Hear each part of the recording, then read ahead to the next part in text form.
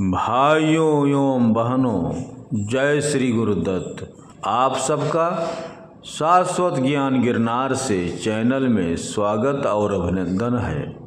भाइयों बहनों, महाभारत का युद्ध अधर्म के विरुद्ध धर्म का युद्ध था, लेकिन अधर्म की ओर से लोग भी थे जो धर्म के पक्षधर थे।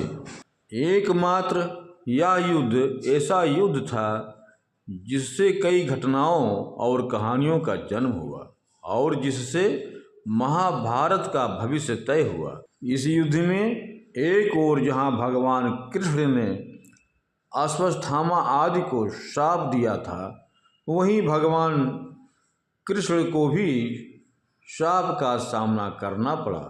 भाइयों बहनों, आगे की कथा सुनाने से पहले हम आप सबसे अनुरोध करूंगा कि चैनल को सब्सक्राइब एवं वीडियो को लाइक जरूर करें तथा कमेंट्स बॉक्स में अपने विचार से हमें अवगत कराएं।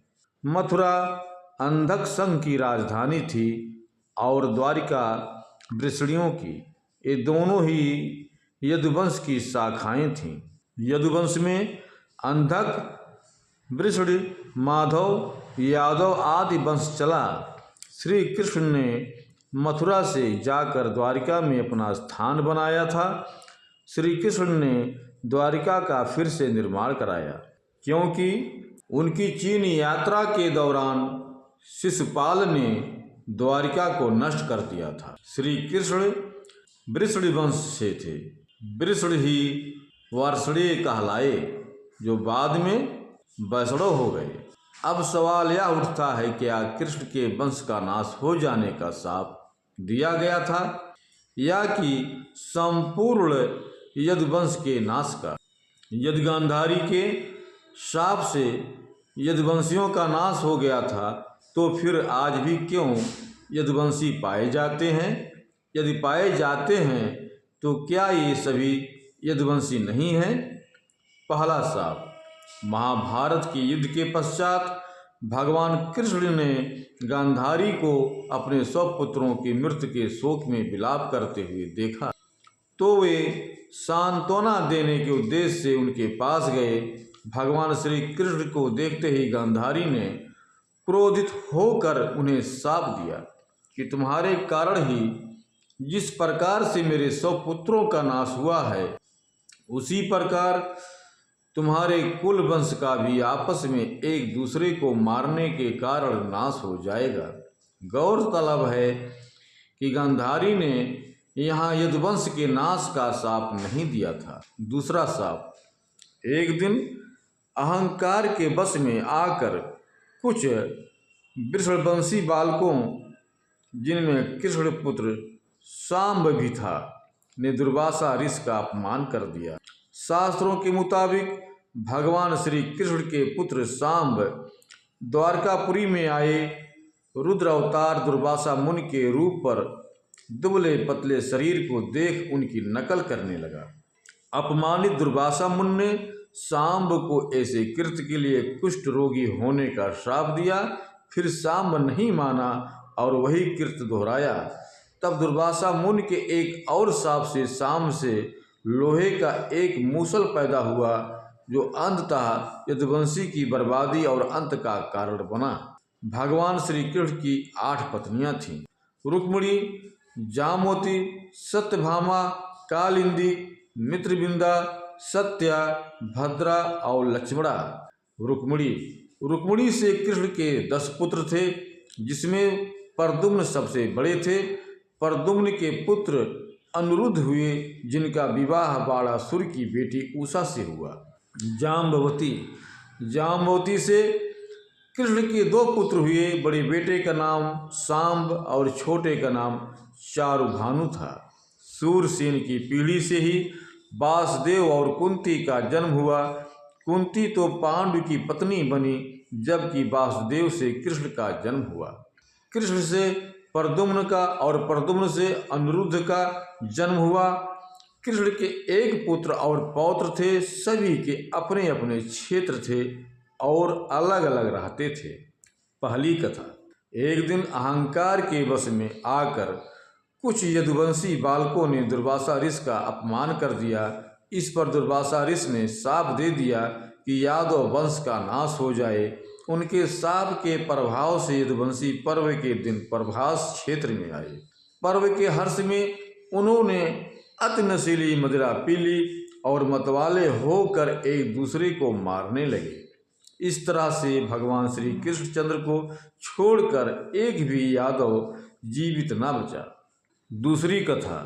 गर्भवान सांब महाभारत युद्ध के बाद जब 36वां वर्ष प्रारंभ हुआ तो राजा युधिष्ठिर को तरह तरह के अपशकुन दिखाई देने लगे।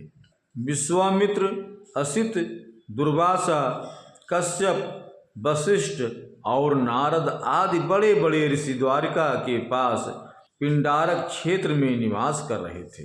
एक दिन सारण आदि किशोर जामवंती नंदन सांब को स्त्री वेश में सजाकर उनके पास ले गए और बोले, ऋषियों, यह कजरारे नयनों वाली प्रभु की पत्नी हैं और गर्भवती हैं। यह कुछ पूछना चाहती हैं लेकिन सकुचाती हैं।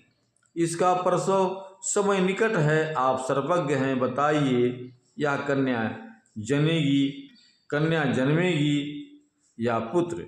ऋषियों से मजाक करने पर उन्हें क्रोध आ गया और वे बोले, श्री कृष्ण का पुत्र सांब वृषण और अर्धवंशी पुरुषों का नाश करने के लिए लोहे का एक विशाल मूसल उत्पन्न करेगा। केवल बलराम और श्री कृष्ण पर उसका बस नहीं चलेगा। बलराम जी स्वयं ही अपने शरीर का परित्याग करके समुद्र में प्रवेश कर जाएंगे और श्री कृष्ण जब भूमि पर शयन कर रहे होंगे उस समय जरा नामक व्याध उन्हें अपने बाणों से बींध देगा। मुनियों की यह बात सुनकर वे सभी किशोर बहुत डर गए। उन्होंने तुरंत सांब का पेट, जो गर्भवती दिखाने के लिए बनाया गया था, खोल कर देखा तो उसमें एक मूसल मिला। वे सब बहुत घबरा गए और मूसल लेकर अपने आवास पर चले गए। उन्होंने भरी सभा में वह मूसल ले जाकर रख दिया। उन्होंने राजा उग्रसेन सहित सभी को यह घटना बता दी। उन्होंने उस मूसल का चूरा चूरा कर डाला तथा उस चूरे व लोहे के छोटे टुकड़े को समुद्र में फिकवा दिया, जिससे ऋषियों की भविष्यवाणी सही न हो। लेकिन उस टुकड़े को एक मछली निगल गई और चूरा लहरों के साथ समुद्र के किनारे आ गया और कुछ दिन बाद एक प्रकार की घास के रूप में उग आया। मछुआरों ने उस मछली को पकड़ लिया। उसके पेट में जो लोहे का टुकड़ा था उसे जरा नामक व्याध ने अपने बाण की नोक पर लगा लिया। मुनियों के शाप की बात श्री कृष्ण को भी बताई गई थी। उन्होंने कहा, ऋषियों की यह बात अवश्य सच होगी। एकाएक उन्हें गांधारी के शाप की बात याद आ गई। वृषवंशियों को दो शाप, एक गांधारी का और दूसरा ऋषियों का। श्री कृष्ण सब कुछ जानते थे लेकिन शाप पलटने में उनकी रुचि नहीं थी। 36वां वर्ष चल रहा था। उन्होंने यदुवंशियों को तीर्थ यात्रा पर चलने की आज्ञा दी। वे सभी प्रभास में उत्सव के लिए इकट्ठे हुए और किसी बात पर आपस में झगड़ने लगे। झगड़ा इतना बढ़ा कि वे वहां उग आई घास को उखाड़कर उसी से एक दूसरे को मारने लगे। उसी इरका घास से यदुवंशियों का नाश हो गया। हाथ में आते ही वह घास एक विशाल मूसल का रूप धारण कर लेती। श्री कृष्ण के देखते देखते सांब, चारुदेशण, प्रद्युम्न और अनिरुद्ध की मृत्यु हो गई। मौसूल युद्ध। इस आपसी झगड़े को मौसूल युद्ध कहा जाता है। इस युद्ध के कई रहस्य हैं। झगड़े की शुरुआत कृतवर्मा के अपमान से हुई। सात्विक ने मदिरा के आवेश में उनका उपहास उड़ाते हुए कहा कि अपने को क्षत्रिय मानने वाला ऐसा कौन वीर होगा जो रात में मुर्दे की तरह सोए मनुष्यों की हत्या करेगा। तूने जो अपराध किया है यदुवंशी उसे कभी माफ नहीं कर सकते। उसके ऐसा कहने पर प्रद्युम्न ने भी कृतवर्मा का अपमान करते हुए उनकी बात का समर्थन किया। कृतवर्मा ने महाभारत का युद्ध लड़ा था और वे युद्ध में जीवित बचे 18 योद्धाओं में से एक थे। कृतवर्मा यदुवंश के अंतर्गत भोजराज हार्दिक का पुत्र और वृषभवंश के 7 सेनानायकों में से एक था। महाभारत युद्ध में इसने एक अक्षौहिणी सेना के साथ दुर्योधन की सहायता की थी। कृतवर्मा कौरव पक्ष का अतिरथी योद्धा था।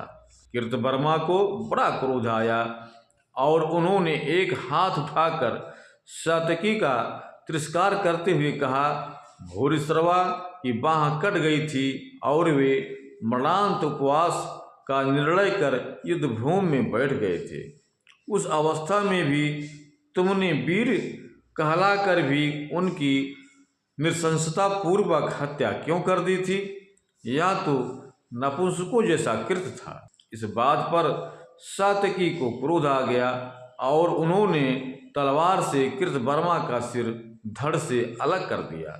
बात बढ़ती चली गई और सब काल कवलित होते गए। मूसल के प्रहार से उन सब ने एक दूसरे की जान ले ली। इस घटना के बाद बलराम जी ने समुद्र में जाकर जल समाधि ले ली। भगवान श्री कृष्ण महाप्रयाण कर स्वधाम चले जाने के विचार से सोमनाथ के पास वन में एक पीपल के वृक्ष के नीचे बैठकर ध्यानस्थ हो गए। जरा नामक एक बहेलिये ने भूलवश उन्हें हिरण समझकर विषयुक्त बाण चला दिया, जो उनके पैर के तलुए में जाकर लगा और भगवान श्री कृष्ण स्वधाम को पधार गए। इस तरह गांधारी तथा ऋषि दुर्वासा के शाप से समस्त यदुवंश का नाश हो गया और ऋषियों द्वारा दिया गया शाप की इस मूसल से सभी मारे जाएंगे। वह भी पूरा हुआ, क्योंकि मछली के पेट में मूसल का एक टुकड़ा था जिससे जरा ने अपना तीर बना लिया था। ब्रजनाभ। अंत में श्री कृष्ण के परपौत्र वज्र अथवा ब्रजनाभ द्वारिका के यदुवंश के अंतिम शासक थे, जो यदुओं की आपसी लड़ाई में जीवित बच गए थे। द्वारिका के समुद्र में डूबने पर अर्जुन द्वारिका गए और वज्र तथा शेष बची यादव महिलाओं को हस्तिनापुर ले गए। कृष्ण के परपौत्र वज्र को हस्तिनापुर में मथुरा का राजा घोषित किया गया। वज्रनाभ के नाम से ही मथुरा क्षेत्र को ब्रजमंडल कहा जाता है। भाइयों बहनों, अब हम अपने शब्दों को यहीं पर विराम दूंगा। पुनः मिलेंगे अगले वीडियो में। जय श्री गुरुदत्त, जय श्री गुरुदत्त।